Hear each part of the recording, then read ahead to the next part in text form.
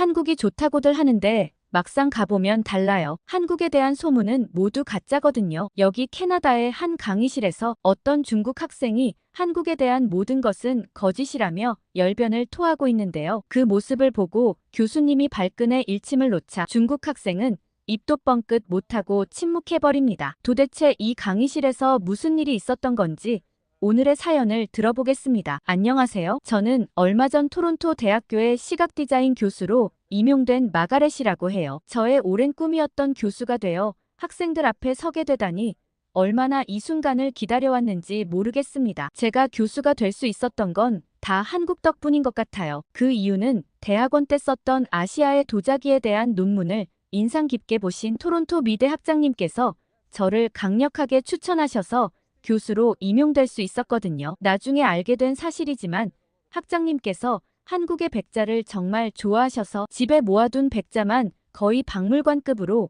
엄청난 컬렉터라는 얘기가 있을 정도로 한국 도자기를 사랑하시는 분이셨죠. 교수로 임용되고 학기가 시작되기 전 저는 즐거운 마음으로 제 방을 정리하고 학장님께 인사를 드리러 갔어요. 학장님 방에 들어서자마자 저는 깜짝 놀랐습니다. 과연 소문대로 학장님 방에는 하얀 백자가 뒤쪽에 놓여 있었죠. 가격을 매길 수 없을 정도로 정말 담백하고 우아한 백자였습니다. 학장님은 저를 반갑게 맞이해 주시며 저의 논문이 꽤나 인상적이었다며 직접 한국에서 도자기를 만들어 봤다고 하던데 사실이냐고 물어보셨죠. 저는 6개월간 한국의 도자기 장인들에게 직접 배웠던 적이 있어서 학장님께 그 얘기를 말씀드렸고 학장님께서는 매우 흥미롭게 제 얘기를 경청해 주셨어요. 그리고는 다음에 학장님도 꼭 한번 가서 만들어보고 싶다고 한국에 같이 가자고 하셨죠. 그렇게 학장님과 화기애애하게 얘기를 마무리하고 일어서려는데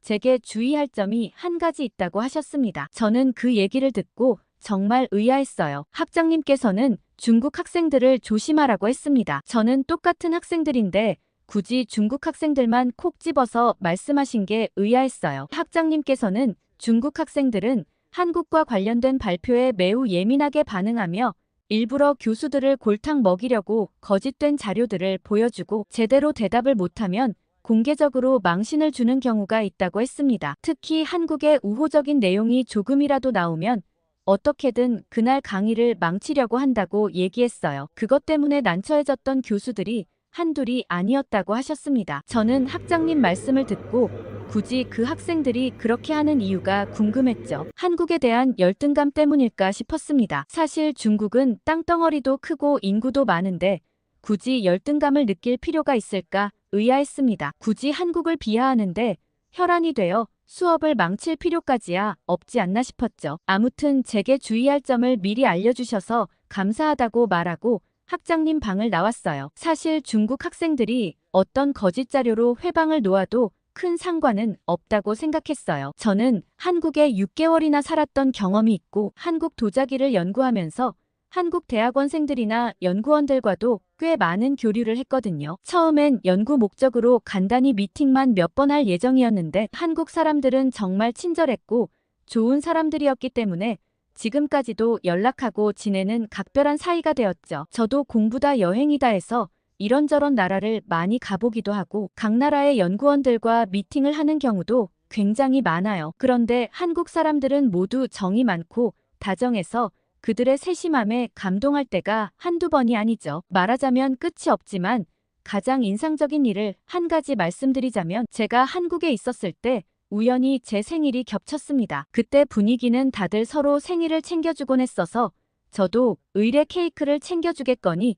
속으로 생각하고 있었습니다. 그런데 처음엔 실망했습니다. 제게는 케이크를 챙겨주지 않더라고요. 대신 정말 특별한 것을 받았고 저는 한국 친구들이 챙겨준 걸 보고 두 눈이 휘둥그레졌어요. 친구들이 챙겨준 건 미역국이었거든요. 한국에선 생일날 미역국을 먹는데 한국에 왔으니 한국식으로 생일을 챙겨주고 싶다고 하며 친구들이 다 같이 직접 끓였다고 하더라고요. 한국의 방식으로 제 생일을 챙겨준 그날이 제겐 정말 잊을 수 없는 추억이 되었어요. 아무튼 정말 좋은 사람들이라 계속 연락을 유지하고 싶어서 그 이후에도 제가 꾸준히 안부 인사도 하고 기념일도 챙기곤 했어요. 이번에도 제가 교수 임용되었다는 사실을 알리자마자 다들 정말 축하한다며 캐나다에 초대해주면 제가 좋아하는 바나나 우유를 잔뜩 싸들고 가겠다는 얘기를 했습니다. 학기가 마무리되면 친구들을 초대하기로 약속하고 저는 부지런히 강의 준비를 했죠. 첫 학기에는 도시의 전반적인 시각 디자인 환경을 주제로 강의를 열었습니다. 초임 임용된 교수라 학생들이 과연 수강 신청을 많이 해줄까 걱정했지만 걱정이 무색하게 강의는 순식간에 마감되었습니다. 조교에게 물어봤더니 제가 아시아의 도자기를 주제로 쓴 논문이 학회에서 워낙 유명했기 때문에 아시아의 도자기 문화에 관심 있는 학생들이 많이 신청했다고, 심지어는 인원을 더 열어달라는 요구도 있었다고 했죠. 생각보다 아시아 도자기 문화에 관심이 있는 학생이 많다는 점에 뿌듯했습니다. 그렇게 학생들과 시작한 수업은 순조롭게 진행되었습니다. 그런데 얼마 전 제 심기를 크게 건드린 학생이 한 명 있었죠. 그때 수업은 얼마 전에 열린 2024년 밀라노 디자인 위크에서 가장 인상 깊었던 전시를 꼽고 그 나라의 우수한 미적 요소에 대해 간단히 발표하는 내용이었어요. 아무래도 디자인 쪽에선 워낙 세계적인 행사다 보니 학생들도 그 전시에 대해 굉장히 관심이 많았고 직접 참여하기 위해 밀라노까지 다녀오는 학생들도 있었어요. 물론 저도 교수님들과 함께 참석하고 왔죠. 제가 인상 깊었던 전시를 학생들도 재밌게 봤을지 궁금했습니다. 드디어 과제를 발표하는 날 한 학생이 제일 먼저 발표하겠다고 손을 번쩍 들었습니다. 류타오라는 중국 남학생이었는데 학장님 말이 번뜩 떠올랐지만 그간 아무 문제 없었기 때문에 먼저 발표하도록 했죠. 타오는 중국의 유명 건축가 마엔송의 작품이 가장 인상 깊었다고 했습니다. 마엔송이 아마존과 협업하여 어메이징 워크라는 작품을 만든 게 어마어마했다고 말했죠. 거의 디자인계의 혁신이라며 칭송했습니다. 저도 그 건축가의 작품을 좋게 보았기 때문에 거기까지는 큰 문제가 없었어요. 저는 디자인 위크에서 마엔송의 작품을 골랐으니 이제 중국의 우수한 미적 요소에 대해 얘기해보라고 했죠. 그러자 타오는 중국은 제가 나고 자란 곳이라 아무래도 자기 나라 자랑하는 것 같아서 중국에 대한 얘기에 덧붙여 한국도 비교해서 같이 말씀드리겠다고 했습니다. 아니 방금 뻔히 자기 나라 건축가를 가장 인상 깊다고 꼽아놓고 자랑하는 게 민망해 한국을 비교한다는 게 앞뒤가 안 맞았죠. 그리고 갑자기 타오는 중국의 우수성을 알리고 한국의 디자인 환경의 실체를 까발리겠다고 얘기하며 한국 아파트 사진을 켰습니다. 그러곤 말을 이어나갔죠. 한국의 아파트는 정말 전 세계에 유례가 없는 기형적인 구조의 건축물입니다. 보시다시피 닭장 같은 곳에 빽빽하게 주거지가 들어서 있죠. 이런 곳에서 미적인 아름다움을 찾아보기엔 굉장히 어려워 보이고 정말 답답하다는 걸 알 수 있어요. 그리고 아파트 안의 사진을 보시면 모든 아파트들이 비슷비슷한 구조로 한국 사람들의 개성이라곤 찾아볼 수 없다는 것을 알 수 있습니다. 반면 중국은 대륙의 스케일로 굉장히 널찍한 구조를 볼 수 있어요. 충분한 주거 공간을 확보하여 사람들이 편리하게 살 수 있다는 걸 한눈에 알 수 있죠. 그리고 다음 사진을 한번 보시죠. 다음은 한국의 휴게소인데 사실 휴게소라는 공간은 쉼의 공간입니다. 그런데 한국 휴게소는 쉼의 공간이라기보다 거의 시장 바닥이라고 볼 수 있죠. 제대로 된 건물도 없이 바깥에 노상에 앉아 잡상인들이 무질서하게 물건을 파는 장면을 볼 수 있습니다. 당연히 화장실 관리도 잘 되어 있지 않아 엉망이죠. 반면 중국은 화장실 본연의 기능에 충실하여 딱 볼일을 제대로 해결할 수 있게 디자인되어 있습니다. 군더더기 없이 필요한 것에만 집중해 놓은 거죠. 요새 한국 문화에 대해 칭송하고 한국에 대해 배우고 싶어하는 학생들이 많은데 그 학생들은 다 매스컴에 나와 있는 거짓 정보를 보고 있다고 할 수 있습니다. 이 사진들은 불과 제가 작년에 한국에 다녀오면서 찍은 사진이죠. 그러니 한국의 가짜 소문에 속지 말고 제가 보여드리는 진짜 한국의 모습을 보시고 반성하셨으면 좋겠습니다. 한국 말고도 좋은 나라는 많아요. 대표적으로 중국이 있죠. 아까 제가 말씀드린 마엔송처럼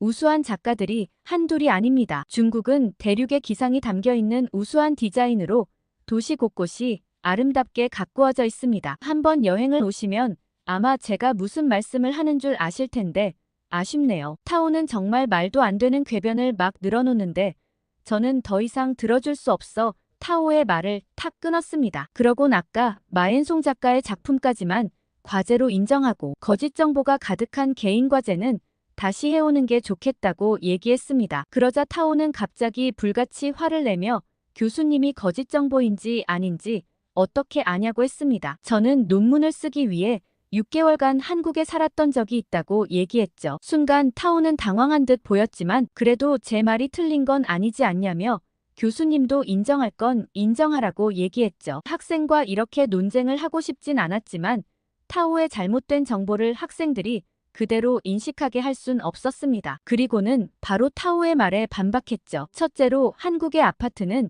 비교적 비슷한 모양으로 좁은 땅 위에 지어진 것이 맞습니다. 이 말이 끝나자마자 타오는 그거 보라며 다들 한국의 거짓 자료에 좋은 나라라고 생각하고 있지 한국 자체가 닭장 같은 나라라고 소리쳤어요. 그러나 저는 바로 말을 이어 땅이 좁은 한국에서는 그나마 아파트가 최대한 효율적인 구조라고 설명했습니다. 한국인들은 좁은 면적에 효율적으로 아파트 형태의 건물을 지어 사용한다고요. 그리고 타오 학생은 한국의 모든 집안은 구조가 똑같아 개성이 하나도 없다고 했지만 한국은 집집마다 각자 집안을 본인의 취향대로 꾸미고 산다고 설명했죠. 화분을 들여 베란다를 꽃밭처럼 키우는 사람이 있는가 하면 테이블과 의자를 두고 카페처럼 활용하는 사람도 있다고 얘기했어요. 그리고 한국은 이런 좁은 아파트 환경을 극복하기 위해 카페 공간을 굉장히 잘 활용한다고 했습니다. 사람들이 카페에서 커피를 마시는 것뿐만 아니라 다른 사람들과 만나서 교류하고 소통하는 장소로 카페를 활용한다고 말이죠. 그리고 그 카페는 저마다 다양한 개성을 가지고 도시 곳곳에 숨어 있으며 한국 젊은이들은 도장 깨기 하듯 카페들을 찾아다니며 공간과 개성에 대한 욕구를 충족시키며 미적인 만족감을 얻는다고 말했습니다. 심지어 한국 사람들의 감성이 인기를 끌어 할리우드에서도 한국 카페가 열풍이라는 말을 덧붙였습니다. 그러자 타오는 불만이 가득한 얼굴이었지만 제 말에 조금도 반박을 할 수 없었어요. 그리고 휴게소 얘기는 너무 말도 안 되는 엉터리 소식이라 제가 차마 뭐라 언급하기도 민망한 수준이라고 말했습니다. 한국은 우선 휴게소는 물론이고 곳곳에 졸음쉼터까지 설치해 운전자들의 안전을 최대한 보장하는 나라라고 말했습니다. 또한 휴게소는 타오 학생이 아주 오래전에 갔거나 악의적으로 편집한 사진을 올린 것이라고 설명했죠. 게다가 한국은 휴게소 음식 자체가 하나의 문화로 자리 잡아 휴게소에서 맛있는 음식을 먹는 게 굉장히 유명하다고 했어요. 심지어는 휴게소마다 유명한 메뉴가 있어 그 메뉴를 먹기 위해 휴게소를 가는 경우도 있다고 말이죠. 제 말이 끝나자마자 학생들은 그런 게 다 있냐며 신기하다고 자기들도 한번 가보고 싶다고 웅성웅성거렸습니다. 타오는 자기가 원하는 방향대로 흘러가지 않자 당황스러운 눈치였습니다. 저는 중국 휴게소에 대해서도 제가 더 말할까요? 라고 타오에게 묻자 타오는 입을 꾹 다물었어요. 사실 중국 휴게소가 엉망이라는 건 본인이 더 잘 알 테니까요. 그렇게 마무리하려고 했을 때 한 학생이 번쩍 손을 들었습니다. 중국 휴게소에 대해서 저희도 알고 싶다고 말하자마자 다른 학생들도 너도 나도 알고 싶다며 손을 들었습니다. 그러자 저는 여기서 직접 중국에 다녀온 학생이 한번 의견을 말해주면 좋겠다고 그래야 좀 객관적이지 않겠냐고 얘기했습니다. 타오의 얼굴이 잔뜩 구겨졌어요. 그러자 미엘 학생이 손을 번쩍 들었습니다. 자기가 예전에 중국에 다녀온 적이 있다고 중국은 그게 휴게소인가 싶을 정도로 의문스러운 장소였다고 얘기했어요. 중국 화장실은 그야말로 끔찍한 장소였고 칸막이조차 설치되어 있지 않을 정도로 열악한 환경이라고 말했죠. 심지어는 화장실 밖에서 볼일을 보는 사람도 있을 정도로 비위생적이었으며 사람들이 질서라고는 지키지 않는다고 설명했어요. 미엘 학생의 말에 모두가 경악했습니다. 저런 나라가 있다는 사실에 모두 기겁하고 말았죠. 타오는 얼굴이 벌겋게 달아올라 저건 다 거짓말이라며 교수님이랑 저 학생이랑 짜고 치는 것 같다고 자긴 화가 나서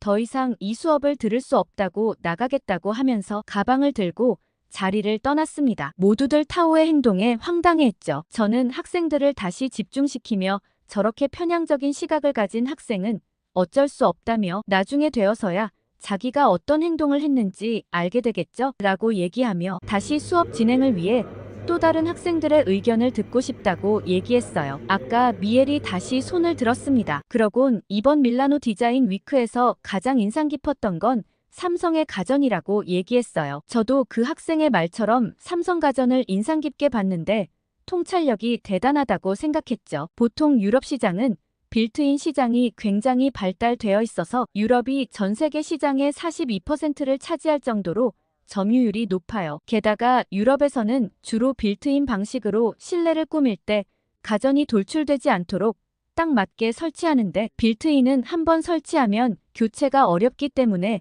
고장이 나지 않아야 하고 주방 가구와 크기나 마감이 딱 맞아떨어져야 하기 때문에 고도의 기술력이 필요하죠. 그런데 그런 시장에서 삼성이 자리 잡았다는 건 굉장히 시사하는 바가 크거든요. 미엘은 보통 빌트인 가전은 전통적인 헤리티지 브랜드들이 강세를 보이기 마련인데 삼성전자는 2011년부터 브랜드 인지도 1위를 이어오고 있으며 유명 브랜드와의 협업은 물론 디자인과 기술력으로 현지 시장을 사로잡았다고 얘기했어요. 그리고 미엘은 자기가 생각하는 한국의 우수한 도시 디자인 요소는 버스 정류장의 벤치라고 얘기했어요. 디자인이라는 것은 사용자의 편리함을 가장 우선으로 생각해야 하는데 한국 버스 정류장의 벤치는 겨울에 따뜻한 온열 시스템이 되어 있어 이용자들이 기다리는 동안 따뜻하게 사용할 수 있다고 했죠. 이건 세계 어디에도 유례가 없는 시스템으로 엄청난 혁신이라고 얘기했어요. 그리곤 다른 나라의 도시기획자나 디자이너들이 한국처럼 이용자의 편의를 생각하여 디자인을 해야 한다고 덧붙였죠. 저는 미엘 학생의 과제에 높은 점수를 부여하며 특히 삼성이 가전시장을 파고들었던 전략을 학생들이 꼼꼼하게 찾아보면 좋겠다고 말했습니다. 경영학적인 측면뿐만 아니라 이용자를 위한 디자인과 유럽 시장을 꼼꼼하게 분석해야 가능하다고 말이죠. 사실 이건 거의 기적에 가까운 수준인데 삼성에서 전략을 굉장히 잘 짰다고 설명했습니다. 학생들에게 다음에 한번 수업 시간에 따로 다룰 테니 그 전에 한번 공부를 해보라고 말했습니다. 그리고 다른 학생의 과제를 살펴보기로 했죠. 그러자 휘트니가 벌떡 손을 들어 자신도 한국 얘기라 바로 덧붙여서 하는 게 좋겠다고 했습니다. 휘트니는 밀라노 디자인 위크에서 시내 전역에서 진행되는 푸오리 살론에 가장 웨이팅이 길었던 한국 페인트사의 H 원더랜드가 가장 인상적이었다고 얘기했어요. 한국 방송인과 스페인 비주얼 아티스트의 합작에 한국 페인트사가 함께 전시장을 꾸몄다고 했죠. 그 전시는 밀라노 디자인 위크에서 꼭 봐야 할 전시로 손꼽히기도 했고 무려 3시간이나 기다려서 전시를 보고 온 사람들도 있었죠. 휘트니는 직접 자신이 다녀왔는데 화려한 색채가 장관이었다며 팝한 컬러와 긍정적인 에너지가 가득한 전시였고 현지에서도 글로벌 디자인 축제에 걸맞은 전시라는 호평을 받으며 관람객의 인증샷이 쏟아졌다고 얘기했어요. 휘트니가 한국의 디자인 중 가장 인상 깊은 것으로 꼽은 것은 한글이었어요. 글자 자체의 조형미가 매우 우수하여 그 자체가 하나의 디자인 같다고 말했죠. 게다가 더욱 놀라운 점은 따로 있다고 했어요. 캘리그라피를 활용하여 글자 디자인을 했을 때 한글이 가장 그 멋이 잘 산다고 얘기했습니다. 한글의 과학적인 구조와 더불어 조형적으로 우수한 요소를 가지고 있기 때문에 캘리그라피를 했을 때 어느 곳에도 잘 녹아든다고 말했죠. 한글의 우수성은 알고 있었지만 조형적인 요소까지 캐치한 학생들의 통찰력이 대단하다고 생각했습니다. 모두들 휘트니와 미엘의 발표를 듣고 한국의 우수한 점에 대해 감탄하고 있었습니다. 그때 갑자기 강의실 뒷문이 벌컥 열렸어요. 그러곤 타오가 다시 들어왔죠. 정말 황당했습니다. 그리곤 중국의 위대한 점을 말씀드리면 되냐고 하며 강의실 앞쪽으로 들어왔습니다. 그런데 중국의 전통 복식을 소개한다며 한복 사진을 올려놓았습니다. 다른 학생들은 한국 의복에 대해 잘 모를진 몰라도 저건 분명 한국의 한복이었어요. 타오는 뻔뻔스럽게 이 복식은 중국의 고대부터 이어져 온 전통 의상으로 한푸라고 부른다고 설명했습니다. 한푸는 중국의 기후와 풍토, 생활 양식에 맞게 정착된 고유의 중국 민속 의상으로 선의 흐름과 색상의 조화가 아름답지 않냐며 사진들을 보여줬어요. 학생들은 아무것도 모른 채 타오의 말을 들으며 사진 속 한복에 감탄했습니다. 저는 즉시 타오의 발언을 멈추었죠. 그건 중국 복식이 아니라 한국의 한복인데 왜 한복을 자기 역사라고 우기죠? 라고 얘기했습니다. 학생들은 타오가 거짓말을 한 건가 싶어 경악한 눈빛이었습니다. 그러자 타오는 교수님 진짜 답답해 죽겠다며 한국이 옛날 중국의 영토였고 한국을 중국이 지배했었기 때문에 한국은 중국의 소수민족 중 하나로 지금까지 이어져 온 거 모르시냐고 하더라고요. 저는 역사를 잘 모르기 때문에 하나하나 타오의 말에 반박하기 어려웠어요. 그제서야 총장님께서 얘기하신 중국 학생들이 조금만 한국 칭찬을 해도 교수들을 골탕 먹이려고 한다는 말씀이 생각났죠. 분명 타오가 거짓말을 하고 있을 텐데 어떻게 반박해야 할지 몰라 당황하고 있었습니다. 그때 한 학생이 손을 번쩍 들고 일어났습니다. 그 학생은 평소 무척 조용한 메리라는 학생이었습니다. 발표를 할 때도 늘 조용조용 얘기하고 나서는 일이 없어서 꼭 해야 하는 과제 발표 외에는 평소에 목소리도 듣기 힘든 학생이죠. 그런데 메리가 도저히 참을 수가 없다며 제가 타오의 말에 좀 반박해보려고 하는데 괜찮을까요? 라고 정중하게 얘기했죠. 메리의 이런 태도는 처음 보는 모습이어서 모두들 당황했죠. 메리는 방금 한국이 중국 영토였다는 말을 하던데 도대체 그 시기가 언제냐며 정확히 한번 얘기해달라고 했어요. 그러자 타오는 한국에서 청나라 군대에 꼼짝 못하고 져서 항복하고 그 결과로 왕자가 인질로도 잡혀갔다고 얘기했습니다. 꽤나 그럴듯한 타오의 설명에 저 말이 진짜인가 싶을 정도였죠. 그러자 메리가 그 사건은 1637년 삼전도의 굴욕을 말하는 것 같은데 그게 정확히 영토를 주고 나라를 빼앗겼다는 의미는 아니라고 얘기했어요. 그때는 남한산성에서 끝까지 버티다 결국 굴욕적으로 항복을 하고 군신관계를 맺자고 했지 절대로 속국이 되거나 지배를 받는 건 아니라고 하더라고요. 메리가 정확한 연도까지 얘기하며 역사적인 사건을 설명하자 타오도 주춤한 느낌이었습니다. 그러자 메리는 그런 항복으로 속국이 되는 거면 중국 니네는 이미 한국 속국이라며 한국에 얼마나 많이 항복했는지 알기나 하냐고 얘기했습니다. 남한산성 사건 훨씬 이전에 몇 번이나 항복을 했는데 그거 다 따지면 중국이라는 나라는 없고 아마 너는 한국 영토에서 태어난 한국 사람이라고 얘기했죠. 그러고는 계속 중국이 한국 역사를 자기네 역사라고 우기고 말도 안 되는 시도를 하고 있는데 한국 사람 말고도 중국의 동북공정을 두 눈 똑똑히 지켜보고 있는 사람들이 많다고 얘기했어요. 중국의 우호적인 국가가 별로 없고 심지어 지금 겨우겨우 묶어두고 있는 아래 소수민족들까지 전부 독립하게 되면 아무도 중국 옆에 남지 않을 거라고 했죠. 그러니 지금 한국을 계속 적대시할 게 아니라 어떻게든 잘 보여서 우호적인 관계를 맺는 게 좋을 거라고 얘기했어요. 한국은 굳이 중국을 받아줄 필요가 없을 거라 잘 봐줄지 모르겠지만 이라고 덧붙였죠. 타오는 꿀먹은 벙어리가 되었고 모두 해박한 메리의 지식에 박수를 쳤습니다. 아니 여긴 미대 디자인 수업 중인데 어떻게 저렇게 역사적으로 해박한 지식을 가지고 있는지 감탄스러웠죠. 나중에 메리를 따로 불러 도대체 어떻게 된 일이냐고 물어봤고 메리는 아버지가 역사학자라고 말했어요. 그래서 어렸을 적부터 지겹게 역사 공부를 많이 했는데 다른 나라는 다 제쳐두고 한국사에 관심이 많았다고 했죠. 동방의 그 작은 나라가 어쩜 그렇게 주변 일본이나 중국에 굴하지 않고 그렇게 찬란한 역사를 이어온 게 놀라워서 한국사를 좋아했대요. 어쨌든 저는 메리 덕분에 학생들 앞에서 타오에게 굴하지 않는 모습을 보일 수 있게 되었고 따로 메리에게 고맙다고 얘기했죠. 학생들은 그 사건으로 인해 무조건 누군가의 말을 곧이곧대로 믿을 게 아니라 자기가 직접 의심하고 찾아봐야겠다고 생각했어요. 잘못하면 타오처럼 거짓 정보를 퍼뜨리는 사람의 말을 그대로 믿어버릴 수도 있기 때문이죠. 아무튼 저는 그날 이후로 메리의 해박한 지식에 감탄해 저도 한국의 역사 공부를 시작하기로 했어요. 아무래도 제가 아시아의 도자기를 연구하는 사람으로 미술사를 공부하는데도 큰 도움이 될 거라 생각했거든요. 오늘의 사연 어떻게 들으셨나요? 아직도 저렇게 말도 안 되는 주장으로 학생들을 선동하는 타오 같은 학생들이 있다니 최악이네요. 그렇지만 위대한 우리 한국 역사를 사랑한 메리 덕분에 다른 학생들도 제대로 된 역사를 알게 되어 다행입니다. 오늘의 사연이 통쾌하셨다면 구독, 좋아요를 눌러주세요. 다음에 더 통쾌한 사연으로 돌아오겠습니다. 이상 감동필름이었습니다.